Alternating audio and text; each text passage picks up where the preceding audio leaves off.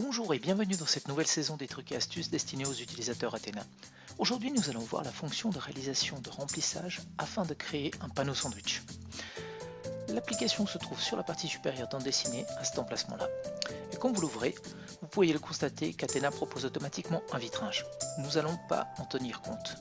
Nous nous dirigeons dans la partie administration, on réinitialise toute l'application et on retourne dans l'espace couche pour créer avec un clic droit, ajouter une première couche de 2 mm.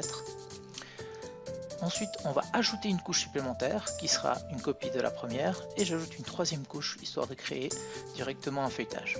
Sur la partie du centre, je vais ajouter une valeur de 24 mm et je vais changer aussi la matière sur la partie droite. Donc un double clic me permet d'ouvrir la bibliothèque de matériaux et de choisir la lame d'air. Pourquoi la lame d'air? Pour la simple bonne raison, c'est qu'il m'insère automatiquement des cales aux extrémités. Là, je peux choisir une certaine longueur pour histoire de vraiment avoir un aperçu beaucoup plus prononcé. Et une fois avoir réalisé ces éléments-là, je me dirige dans la partie étendue.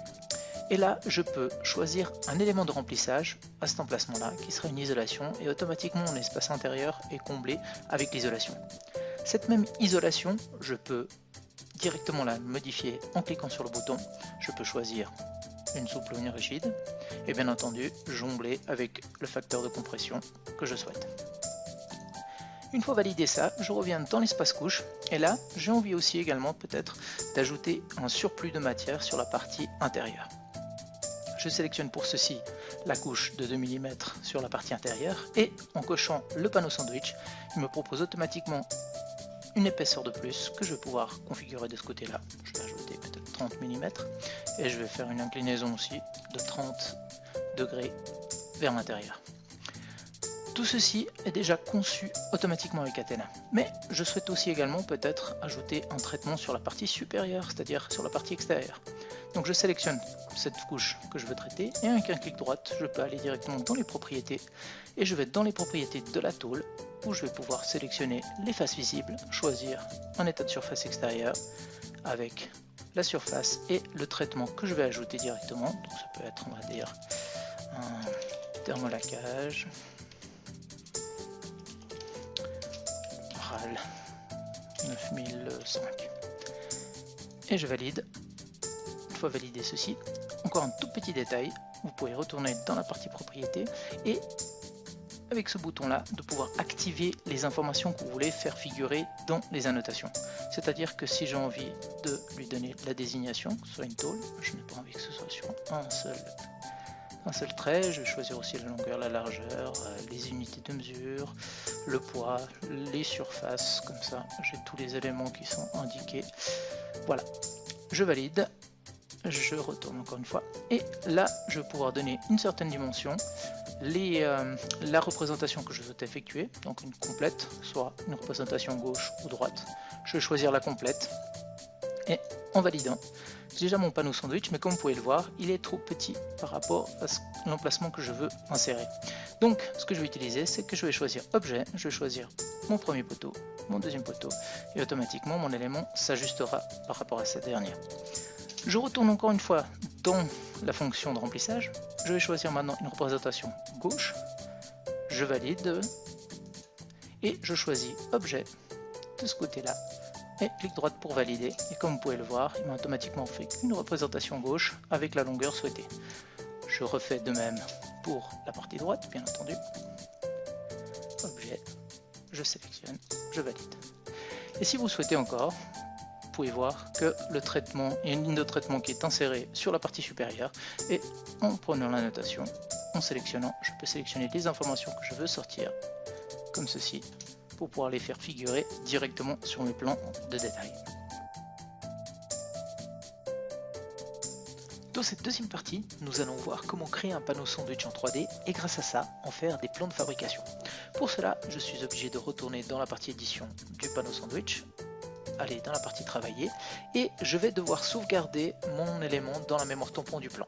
Donc je vais aller dans l'administration, pour cela je suis obligé quand même de le renseigner, donc panneau sandwich perso avec un numéro d'article interne, donc PSP 1.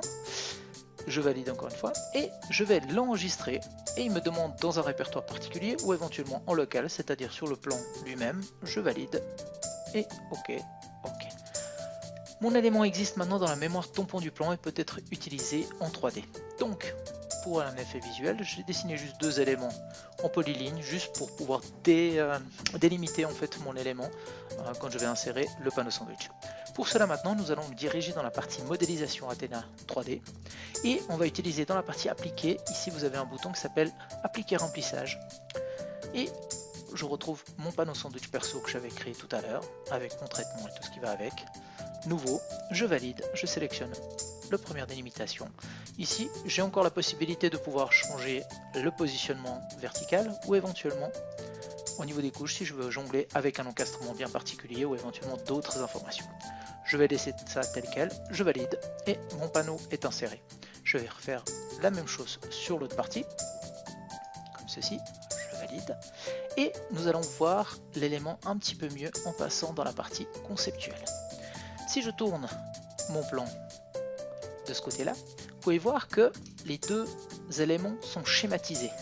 Pour cela, il y a quelque chose qui est très simple à utiliser dans la partie orientation. On a un module de représentation, mode de représentation comme ici, et pouvoir choisir le remplissage, choisir le complet et appliquer partout. Et là, vous allez avoir un aperçu beaucoup plus précis et beaucoup mieux en fait au niveau de l'aperçu global. Mes panneaux sandwich sont réalisés, on peut les admirer de chaque côté. Et maintenant nous allons nous occuper des plans de fabrication. Pour cela, je reviens sur la partie filaire 2D. Et la fonction sympa, c'est dans la partie sortie, vous pouvez prendre un extrait de remplissage. Vous choisissez soit dans le projet que vous voulez travailler ou entre le choix de l'objet. Je choisis cet objet-là, je valide.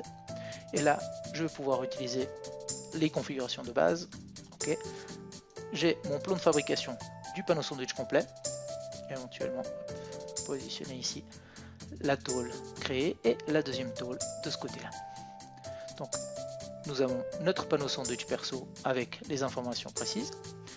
Ici j'ai ma tôle avec les informations que j'ai voulu sortir, donc y compris le poids ainsi que la surface et le traitement. Et ici j'ai même le panneau sandwich, enfin la partie tôlerie avec directement les tôles pliées selon ce que j'ai choisi au niveau des dimensions. Et là je n'ai pas de traitement de ce côté là, bien entendu, je l'ai mis de l'autre côté et directement j'ai la nomenclature qui apparaît de cet élément là. Je vais pouvoir procéder exactement la même chose sur l'autre partie. Je vais valider, ok, et je sors mon premier élément, le deuxième et la tôle dépliée. Vous avez le développement qui correspond tout à fait bien à la pièce souhaitée et il n'y a plus qu'à envoyer à la fabrication. Voilà, c'est tout pour aujourd'hui, je vous dis à très bientôt.